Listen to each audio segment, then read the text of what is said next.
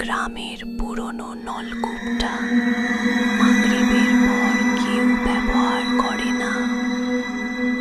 এক রাতে করিমের খুব পিপাসা লাগলো। সবাই মানা করলেও সে নলকূপের কাছে গেল। হঠাৎ পিছন থেকে এক বুড়ি বলল, বাবা, আগে আমায় একটু পানি তুলে দে। করিম পানি তুলতে শুরু করলো। বালতিটা উঠতেই দেখলো ভেতরে পানি না, ঘন কালো চুল। বয়সে চিৎকার করতে গিয়েই থেমে গেল, কারণ তার কানে তখনও সেই বুড়ির ফিসফাস, পানি তো খেয়ে ফেললি, এবার আমার পালা।